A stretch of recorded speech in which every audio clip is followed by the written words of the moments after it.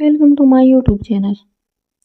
वहीं दूसरी तरफ जुनून इस वक्त एक पेड़ पर लेटी हुई थी और उसके आगे धीरे धीरे खुल रही थी। उसकी पलक पर फड़फड़ाते हुए देख अक्षत और डैनी के चेहरे पर डेविल स्माइल आ गई। इस वक्त वे दोनों डैनी के घर पर थे। उसके बारे में अक्सर आरवी को कुछ भी नहीं पता था, क्योंकि अगर उसे पता होता तो अब तक वे डैनी पर अटैक कर चुका होता, क्योंकि डैनी इतने दिनों से इसी घर में रह रहा था। अक्सर जुनून की तरफ देखते हुए बोला, आखिर तुम मेरे हाथ लग ही गई। बहुत गुरूर था ना तुम्हें अपने तुम्हारे आरवी पर अब मैं देखता हूँ तुम्हारा आरवी कैसे तुम्हें बचाता है। वो पूरा न्यूयॉर्क भी छान लेगा ना तो भी उसे यहाँ की लोकेशन पता नहीं चलेगी। जुनून बेशक से पूरी तरह से होश में नहीं आई थी, लेकिन उसे अक्षत की बातें सुनाई दे रही थी। अक्षत डैनी की तरफ देखते हुए बोला, पहले तुम या फिर मैं। डैनी मुस्कुराकर बोला, उस दिन सबसे पहले तुम थे, लेकिन आज इसकी शुरुआत मैं करूंगा। ये बोलते हुए उसकी नजरें जुनून पर थी और वो नजरें बेशर्मी से भरी हुई थी। अक्षत तिरछा मुस्कुरा और बोला, ठीक है, वैसे भी मुझे उसका घमंड तोड़ना है। पहले तुम इसका दिल तोड़ो और फिर मैं इसका घमंड तोड़ूंगा। ये बोलकर वे दरवाजे से बाहर की तरफ चला गया। वहीं डैनी बेड पर लेटे हुए जुनून की तरफ आया और उसे और भी ज्यादा गहरी नजरों से देखने लगा। जुनून ने बुकनी आंखें खोल ली थी और आंखें खोलते ही उसके सामने डैनी का चेहरा था। डैनी उसकी तरफ देखकर तिरछा मुस्कुराया और बोला, कैसी हो मेरी जान? मैंने कहा था ना तुमसे बहुत जल्दी मुलाकात होगी हमारी। देखो मैं तुम्हारे बिना रह नहीं पाया और तुम्हें अपने पास ले ही आया। जुनून गहरी सांस लेते हुए बोली, तुम लोग कितने घटिया हो ना। पहले तुम लोगों ने मेरे साथ जबरदस्ती की थी और तुम धोखे से मुझे यहाँ लेकर आए, लेकिन तुम्हें पता है तुम लोगों ने मुझे धोखा देने की कोई जरूरत ही नहीं थी। मैं जानती हूँ तुम लोग मुझे यहाँ लेकर आने वाले थे। मैंने बातें सुन ली थी मिस्टर गैंगस्टर की। मुझे पता था आज की पार्टी में मेरे साथ यही सब होने वाला है।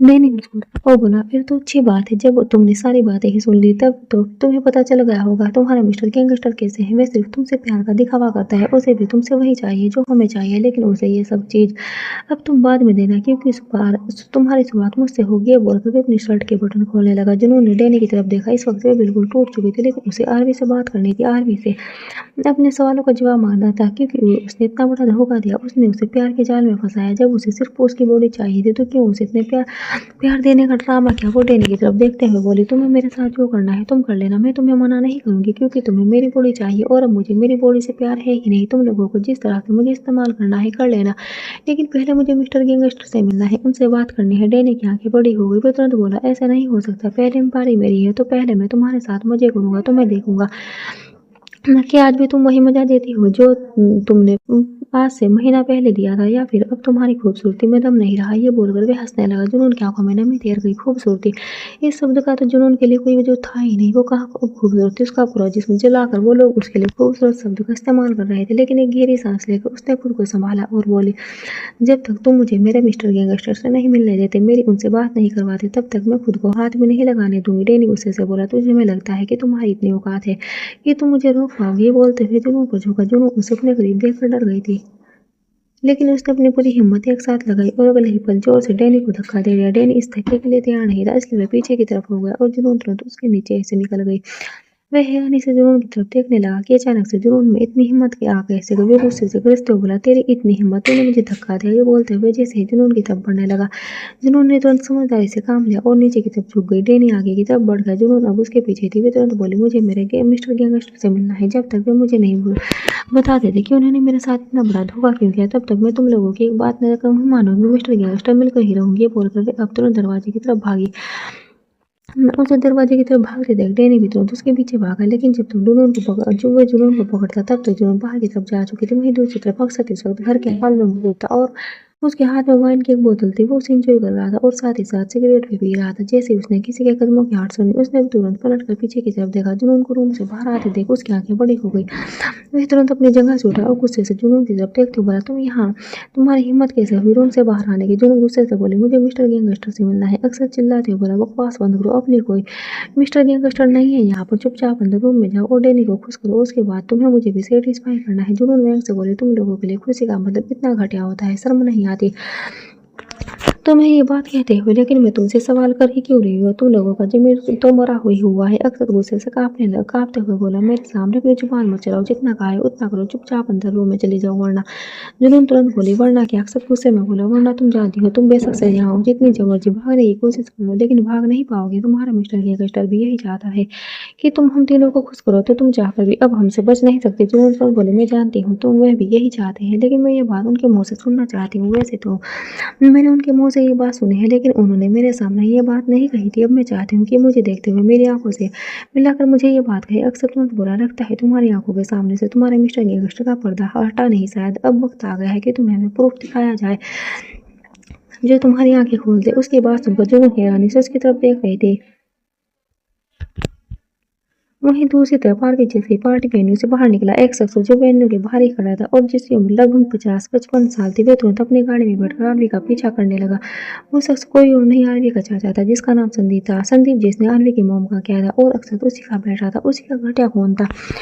आरवी तेजी से गाड़ी चला रहा था। वहीं संदीप के हाथों में एक गन थी। वे उस गन को अपने हाथों में लेकर बोला, अब होगा मेरा बदला पूरा। तुम्हें क्या लगा तुमने मुझे खत्म कर दिया? नहीं, सालों पहले शुरू हुआ किस्सा अभी तक जारी था, लेकिन अब वक्त आ गया है कि उस किस्से को हमेशा हमेशा के लिए खत्म कर दिया जाए। ये बोलते हुए उसके चेहरे पर डेविल एक्सप्रेशन था। वहीं दूसरी तरफ जुनून सवालिया नजरों से अक्षत को देख रही थी और अक्षत और डैनी दोनों के चेहरे पर डेविल स्माइल थी। वे दोनों अब जुनून को घेर कर खड़े थे और अक्षत के हाथों में उसका फोन था, जिस पर उसने वीडियो चलाई और वीडियो आरवी और सुकून को किस्से की थी, जिसमें आरवी सुकून का मर्डर कर रहा था। उसे सुकून के माथे पर न जाने कितनी बार फायरिंग की थी, उसका ब्रूटली मर्डर किया था। जैसे ही जुनून ने ये वीडियो देखी, उसकी आंखें हैरत में फैल गई। उसके हाथ पैर कांपने लगे, उसके पैरों तले जमीन खिसक गई। तो उसे लगा जैसे किसी ने उसकी जिंदगी का सबसे बड़ा झटका दे दिया। उसकी आंखों से आंसू बहने लगे थे और वह एक कदम बेजान से हो गई थी। उसके एक्सप्रेशन देख कर डैनी और अक्षत के चेहरे ये डेविल स्माइल और भी ज्यादा लंबी हो गई थी। वे दोनों हंसने लगे थे और जुनून बस उन दोनों की तरफ देखे जा रही थी। तभी अचानक से उसके एक्सप्रेशन हल्के से चेंज हो गए, लेकिन वे कुछ बोलते उससे पहले ही अक्षत ने उसका हाथ पकड़ा और उसे घसीटते हुए रूम की तरफ लेकर जाने लगा। जुनून खुद को छुड़ाने की कोशिश भी नहीं कर रही थी, बल्कि अब उसकी गहरी नजर अक्षत के चेहरे पर टिकी हुई थी। वह पर उठते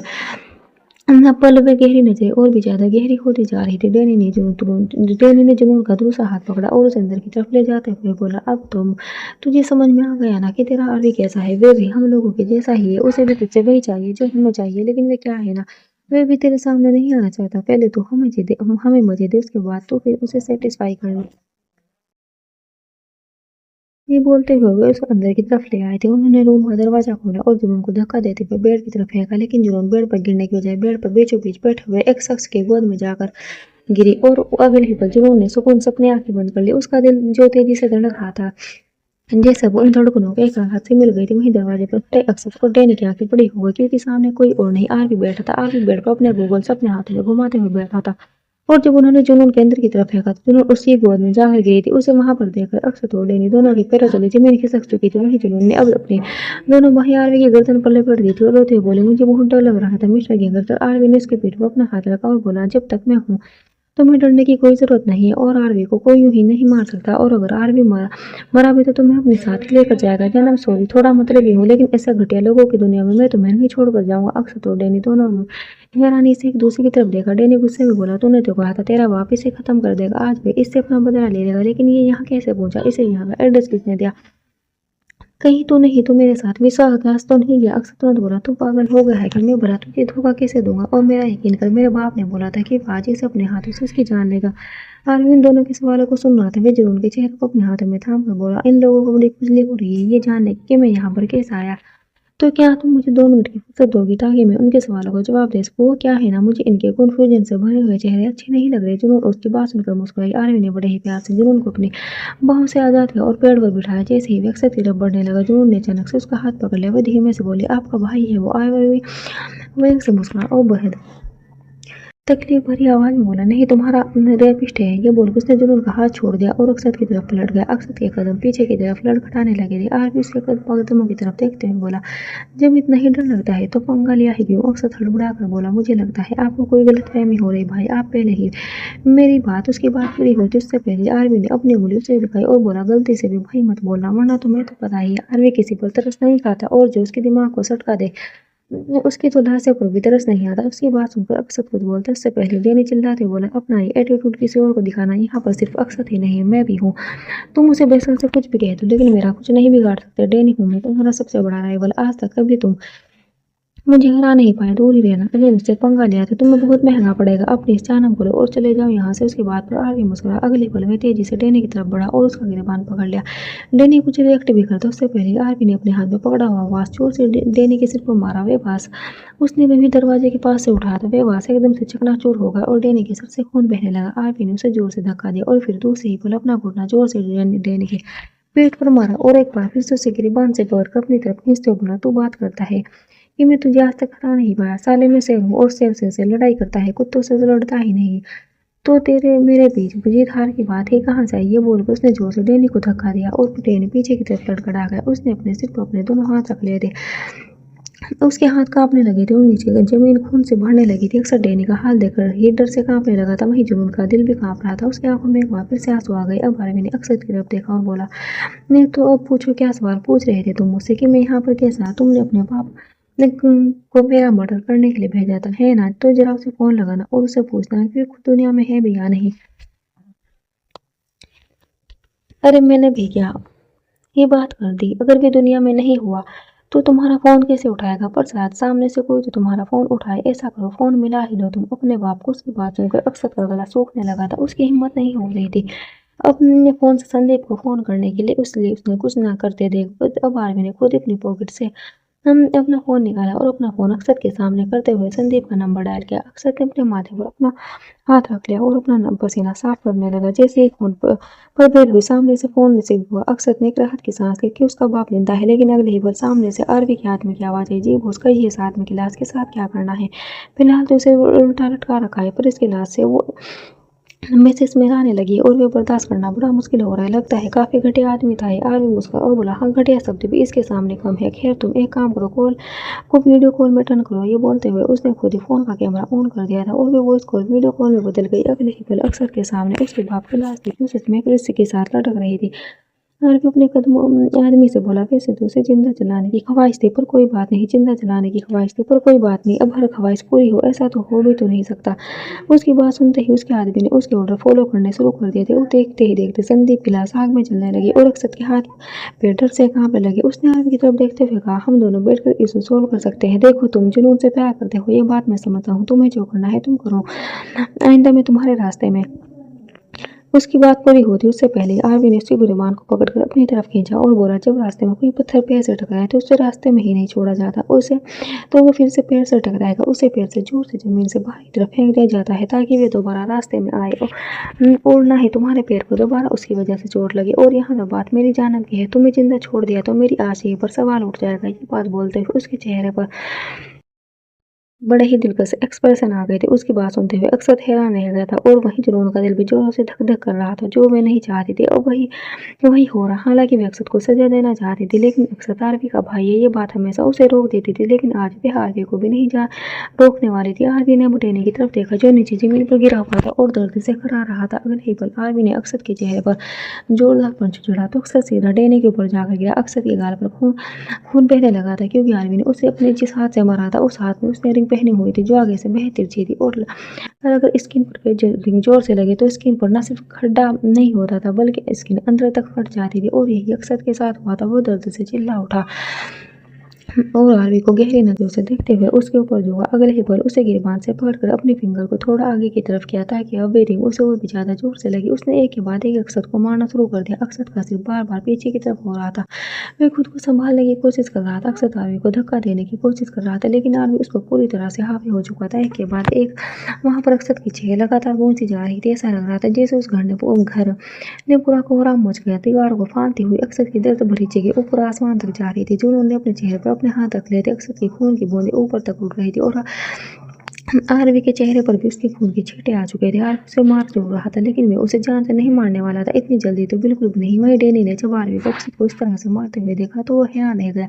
जब वे अपने भाई पर तरस नहीं खा रहा था तो उस पर तरस खाना ही क्या, इसलिए वे जमीन पर सरकते हुए वहीं पीछे होने लगा था। वहीं आरवी अक्षत को लगातार मारे जा रहा था और उसका चेहरा अब लुढ़कने लगा था। उसकी गर्दन भी नष्ट टूट चुकी थी। जिस तरह से बार बार उसका चेहरा नीचे की तरफ जा रहा था, अब अगर वे जिंदा बच भी जाता तो पूरी उम्र उसका चेहरा सीधा नहीं होता। लेकिन आरवी अभी भी नहीं रुका था। वे अभी भी उस पर हावी हो रहा था। तभी अचानक से ही पीछे की तरफ घूमा और अगले ही पल अक्षत के ऊपर से उठकर सामने की तरफ देखने लगा, जहाँ पर डैनी अपने हाथों में लोहे की रोड लेकर खड़ा था। जुनून, जो अक्षत और आरवी की तरफ देख रही थी, उसने भी डैनी पर ध्यान नहीं दिया, लेकिन जब डैनी आरवी को मारने वाला था उस वक्त वो जोर से चिल्लाई, पर आरवी को तो पहले ही डैनी के इरादों के बारे में पता चल चुका था। लेकिन वो इंतजार कर रहा था वह कब अपने इरादों को अंजाम दे और फिर आरवी उस अंजाम को अंजाम दे।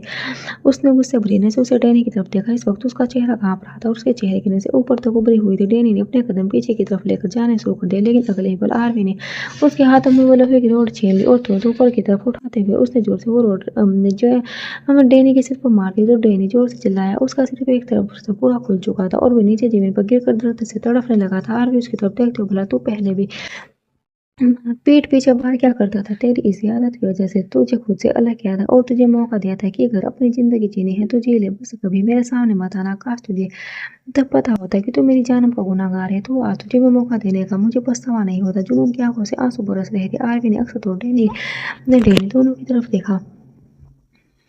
दोनों के चेहरे खून से लथपथ हुए। आरवी ने अपने हाथों में पकड़ी हुई रोड नीचे जमीन पर फेंकी और अगले ही पल अपनी पॉकेट से फोन निकालकर अपने आदमी को कॉल किया। सामने से आवाज आई, जी बॉस, हम लेने के घर के बाहर ही है, बस अंदर ही आ रहे हैं। आरवी ने कुछ नहीं कहा, वे बस अपना फोन डिस्कनेक्ट कर दिया और जुनून की तरफ देखने लगा जिसकी आंखों से लबालब आंसू बह रहे थे। वे तुरंत आरवी की तरफ भागी और आरवी ने उसे अपनी बाहों में समेट लिया। तभी दरवाजे पर कदमों की आहट हुई। आरवी का आदमी वहां पर आया था। आरवी जुनून को बिना खुद से अलग किए ही अपने आदमी की तरफ देखते हुए बोला, इन्हें ठिकाने पर लेकर जाओ और होश में लेकर आओ। अभी इन दोनों से बहुत सारी बातें करना बाकी है। उस आदमी ने अपना सर हाँ में हिलाया। उन दोनों को लगभग से घसीटते हुए वहां वे सारे लोग वहां से ले गए। वहीं जुनून अभी भी आरवी की बाहों में सिमटी हुई थी। जुनून रोते हुए बोली, मुझे माफ कर दीजिए मिस्टर गैंगस्टर। आरवी ने उसे खुद से अलग किया और हैरानी से उसे देखते हुए बोला, क्या बकवास कर रही हो तुम? जुनून रोते हुए बोली, मेरी वजह से आपको आपके भाई का। उसकी बात पूरी होती उससे पहले आरवी गुस्से में बोला, मैंने कहा ना, वो मेरा भाई नहीं है, वो सिर्फ एक है और मेरा भाई नहीं हो सकता। तो मैं उसके लिए रोने की जरूरत नहीं है, बल्कि तुम्हें तो खुश होना चाहिए। आज तुम्हारे सारे गुनहगारों को सजा मिल गई। जुनून रोते हुए बोली,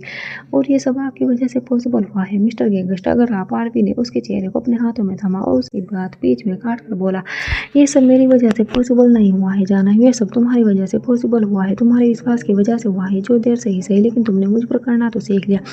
ये बोलते हुए वह मुस्कुराए। उसकी बात सुनकर जुनून वह वक्त याद कर रही थी जब जुनून अक्सर के कमरे में गई थी, जब उसे लगा था आरवी दरवाजे पर खड़ा है, लेकिन दरवाजे पर आरवी नहीं बल्कि रोक के खड़ा था और अक्सर जुनून को ये विश्वास दिला रहा था कि आरवी भी उसके साथ मिला हुआ है, पर जुनून को धोखा दे रहा है। उस दिन तो अक्सर की बातें सुनकर जुनून वापस अपने कमरे में आ गई थी, लेकिन इतना तो उसे भी यकीन था आरवी पर कि वो उसे धोखा नहीं दे सकता। इसलिए जैसे ही वे आया उसने आरवी से पूछना चाहा, पर उसी दिन वो आरवी से कुछ कहती उससे पहले आरवी ने सीधा उसे अपनी गोद में उठाया और उसे वॉशरूम में ले गया।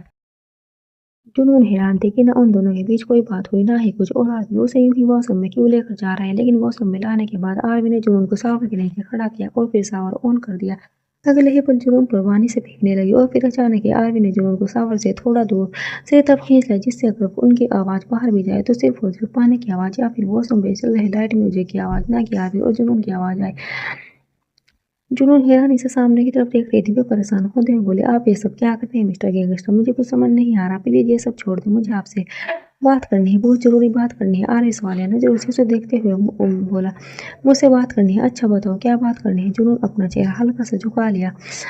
आज तक उसने कभी आरवी को अक्सर के बारे में नहीं बताया ताकि उसे तकलीफ ना हो, लेकिन आज वे चुप नहीं रह सकती थी। वहीं उसे चुप देखकर आरवी एक बार फिर से बोला, बताओ क्या बात करनी है, या फिर वे शुरू करूं जो करने के लिए मैं तुम्हें यहाँ पर लेकर आया हूँ। ये बोलते फिर जुनून के ऊपर झुक गए। जुनून की धड़कनें तेजी से उड़ने लगी, लेकिन अगले ही पल उसने आरवी के चेहरे पर अपना हाथ रखा और बोले, नहीं मिस्टर गैंगस्टर, प्लीज आज नहीं, पहले मुझे आपसे कुछ बात करनी है। ये मत सोचिएगा कि मैं आप पर शक कर रही हूँ, बस आप मुझे सिर्फ एक सवाल का जवाब दे दीजिए, आप मुझ पर यकीन करते हैं? आरवी मुस्कुरा और बोला, खुद से भी ज्यादा। जुनून एक बार बोली, मुझे आपसे कुछ कहना है, लेकिन मुझे समझ नहीं आ रहा कि मैं कैसे कहूँ। डर लग रहा है कि अगर आपने अपने दिल की बात कही थी तो कहीं आपको खो ना दूँ। मेरे लिए सबसे इम्पोर्टेंट आप है मिस्टर गैंगस्टर, मेरी जान से भी ज्यादा। मैंने आपकी वजह से जीना सीखा है, आपने मुझे जिंदगी पर विश्वास करना सिखाया। अगर ये विश्वास डगमगाया ना तो मैं मर जाऊंगी मिस्टर गैंगस्टर। और मुझे यकीन है पूरी दुनिया झूठ बोल सकती है, पूरी दुनिया धोखेबाज हो सकती है, पर मेरे मिस्टर गैंगस्टर में मुझसे वे इससे आगे कुछ कहती उससे पहले आरवी बोला, दरवाजे पर मैं नहीं था। उसकी पास वो जुनून ने हैरानी से उसकी तरफ देखा। आरवी ने उसके चेहरे को अपने हाथों में थामा और बोला, वो रोकी था।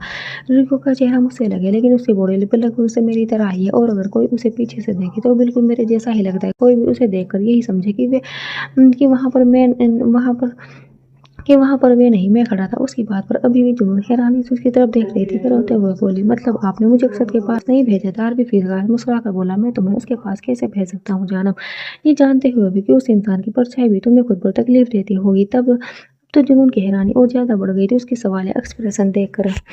आरवी ने अपना सर हाँ में हिलाया। जुनून होते हुए बोले, I am sorry mister gangster, मैं आपको ये बात बताना चाहती थी। लेकिन उसकी बात पर अब आरवी गुस्से से बोला, क्यों नहीं बताना चाहती थी तुम मुझे ये बात? तुम जानती हो मुझे ये बात कब से पता है। मैं बस चाहता रहता कि तुम मुझे ये बात सब चीज बताओ। तुम मुझे बताओ अपने गुनाहगारों के नाम। तुम मुझे बताओ कि मेरा भाई अक्सर ही तुम्हारे गुनाहगार है, लेकिन तुम हमेशा चुप रही जाना क्यों? तुम्हें मुझ पर यकीन नहीं था? जुनून तुरंत बोली, ऐसा ऐसा बिल्कुल भी नहीं है मिस्टर गैंगस्टर, मुझे आप पर यकीन है, हद से ज्यादा यकीन है। मैं बस आपको तकलीफ नहीं देना चाहती थी।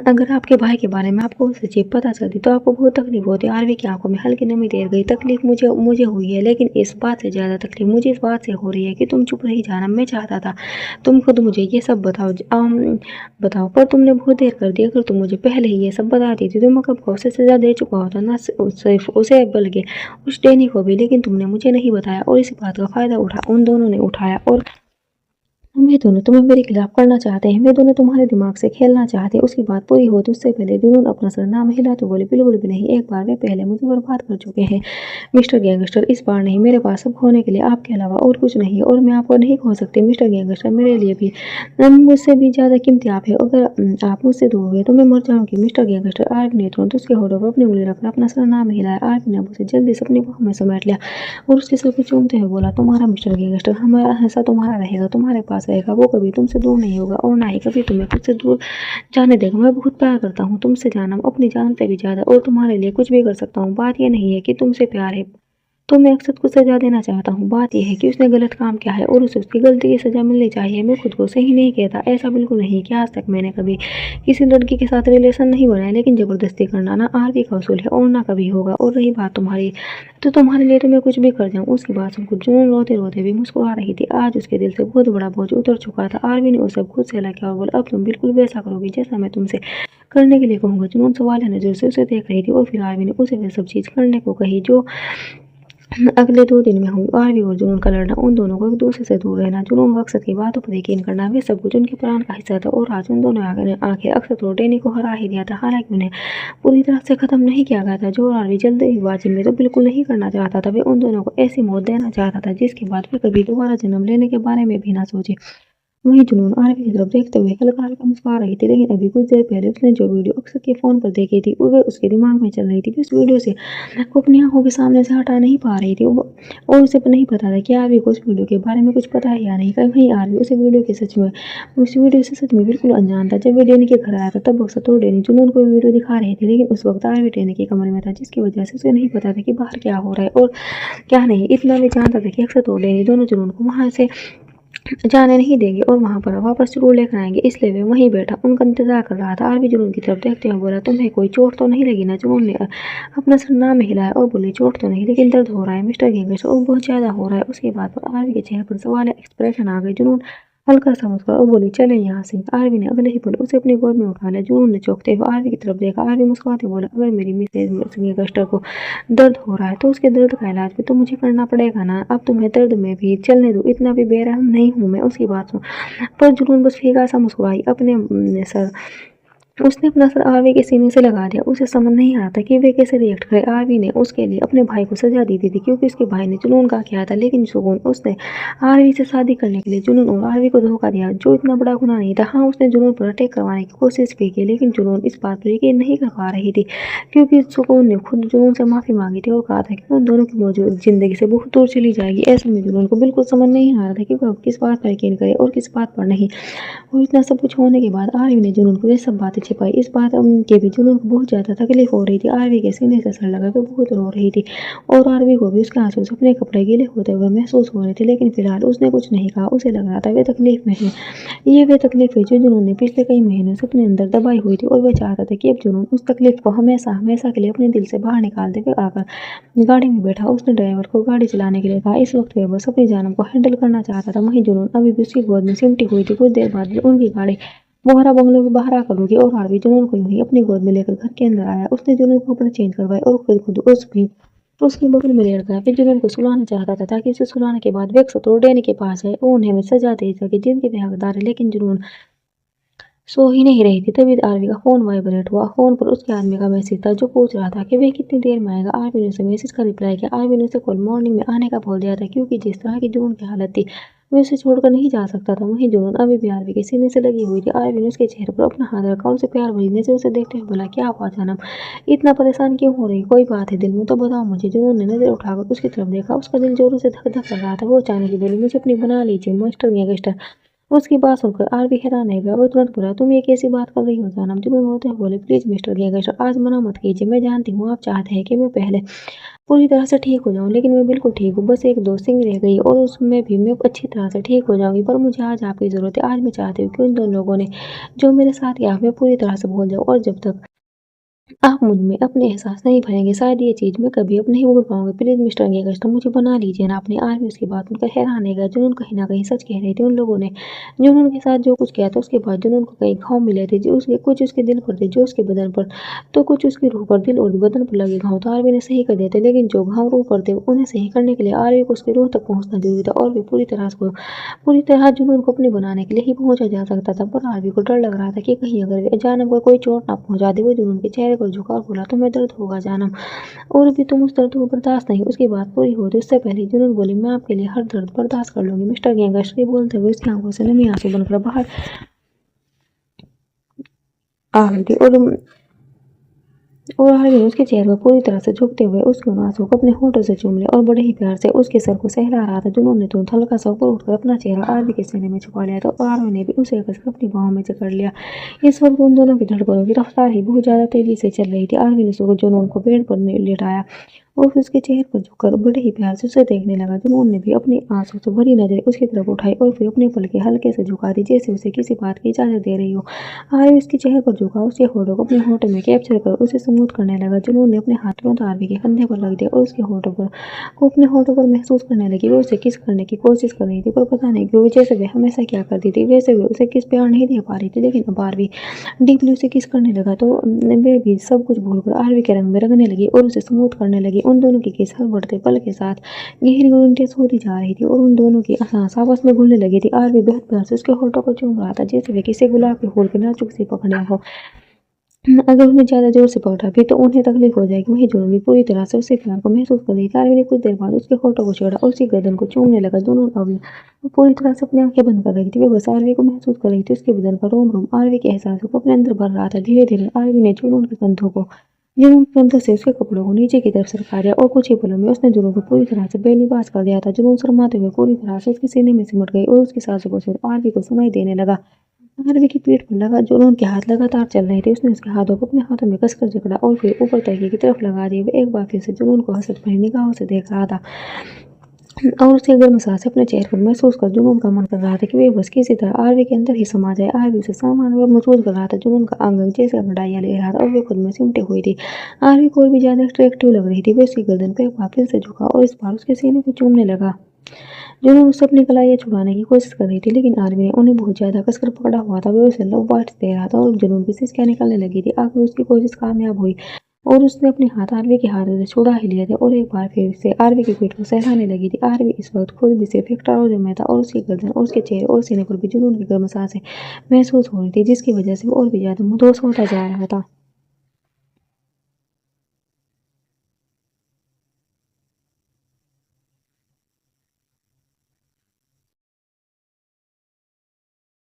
वह अपनी आंखें खोलकर उसके चेहरे को देख रहा था, जबकि जुनून की आंखें अभी भी बंद थी। लेकिन जब उसने महसूस किया कि आरवी की आंखें खुली हैं तो उसने भी अपनी आंखें खोली और उस वक्त क्या ही नजर आ था। वे दोनों ही एक दूसरे को हंसत भरी निगाहों से देखते हुए एक दूसरे को अंदर तक महसूस कर रहे थे और धीरे धीरे जुनून का दर्द कम करते हुए आरवी ने उसमें अपना एहसास बढ़ने शुरू कर दिया। जुनून के हाथ जो आरवी की गर्दन पर थे और उसके नाखून अब आरवी की बॉडी में धंसते ही चले जा रहे थे। उसकी पूरी पीठ एकदम लाल हो चुकी थी, लेकिन आरवी को अपने दर्द का कोई एहसास ही नहीं था। वे बस जुनून के दर्द के लिए खुद को गिल्टी फील कर रहा था, पर उसे इस गिल्ट से दूर करने के लिए जुनून ने खुद ही आगे बढ़कर अब उसके चेहरे को अपने हाथों में थाम लिया और उसके होठों पर अपने होंठ रख उसे किस करने लगी। उसकी तरफ से रिस्पॉन्स पाकर आरवी हल्का सा मुस्कुराया और जुनून को और भी ज्यादा शिद्दत से प्यार करने लगा। वह पूरी तरह से जुनून को महसूस कर रहा था और खुद को भी जुनून को पूरी तरह से महसूस करवा रहा था। जैसे उसने जुनून के होठों को अपने होंठ हटाए, जुनून की वह मधुर सी भरी आवाजें पूरे कमरे में गूंजने लगी और आरवी एक बार फिर से उसके कंधों से गर्दन को चूमने लगा था। तकरीबन 3 घंटे बाद वो यूं ही जुनून को प्यार करता रहा और उसके हर एक अंग को अपने होठों से चूमता रहा, जैसे जुनून चाहती थी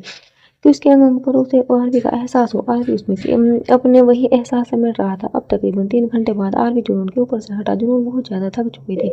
आरवी ने उसे पूरी तरह से अपनी बाहों में कस लिया, लेकिन उससे पहले उसने जुनून को पूरा पूरा क्लीन कर दिया था। जुनून ने अपनी नशीली सी आँखों से आरवी को देखा और मुस्कुराते बोली, I love you mister gangster. ये बोलते हुए उसकी आवाज़ काँप रही थी और आरवी ने बदले में एक बार फिर से उसके होठों को हल्का सा चूम लिया और उसके सिर को अपने सीने में दबाकर बड़े ही प्यार से उसे सुलाने लगा। कुछ देर बाद जुनून गहरी नींद में जा चुकी थी। उसके सोने के बाद भी आरवी कुछ देर उसे यूं ही देखता रहा।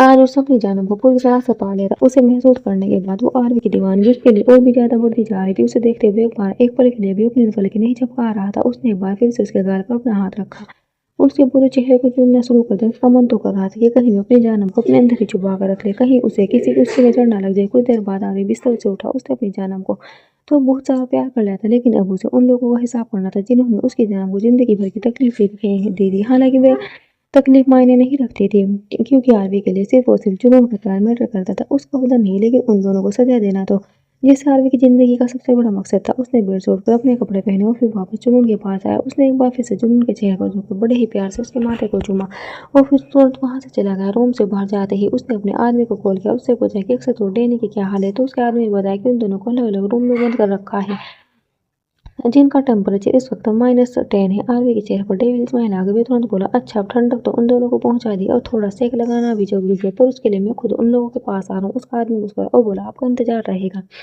आरवी ने उसकी बात सुनकर फोन डिस्कनेक्ट कर दिया और तुरंत अपनी गाड़ी में बैठकर अपने ठिकाने के लिए निकल गया। कुछ देर बाद वे एक विला में था, जो बाहर से विला की तरह दिखाई दे रहा था, लेकिन अंदर आने के बाद वे एक घर कम और एक खुफिया जगह ज्यादा लग रही थी, जिसकी बेसमेंट बहुत ही ज्यादा अजीब थी। वहां पर तरह तरह की आवाज आ रही थी, जो छोटे मोटे कीड़े मकोड़ों की थी। पूरी तरह से उन चीजों से भरी हुई थी जिनसे अच्छे खासे इंसान को टॉर्चर करके जिंदा लाश में बदल दिया जाए। आरवी मुस्कुराते उस जगह के अंदर की तरफ आया और अंदर आते ही उसने अपने आदमी की तरफ देखा, तो उसका आदमी उसे एक रूम की तरफ लेकर गया जहाँ पर डैनी को रखा गया था। अरवी उस आदमी की तरफ देखते हुए बोला, अब तुम जाओ यहाँ से, उसके इसका हिसाब मैं खुद अपने हाथों से करूंगा। वह आदमी तुरंत वहां से पीछे की तरफ हट गया और बाहर की दरवाजा खोलने के बाद अंदर की तरफ आया। वहां पर बहुत ज्यादा ठंड थी और पूरे कमरे में अंधेरा फैला हुआ था। अंदर आते ही उसकी नजर डैनी पर गई, जिसके हाथ पैर बंधे हुए थे। हालांकि वे पहले ही अधमरी हालत में था, कहीं जाना तो दूर की बात, वो अपने पैर पर खड़ा भी नहीं हो सकता था, लेकिन फिर भी उसे रस्सी से बांधा गया था ताकि ठंड में खुद में सिमट ना पाए। जैसे ही डैनी को आरवी के कदमों की आहट हुई, उसने राहत की सांस ली। इतना तो वे जानता था कि उसे जिंदगी नहीं मिलेगी, लेकिन कम से कम मौत तो मिल जाएगी। Thanks for watching.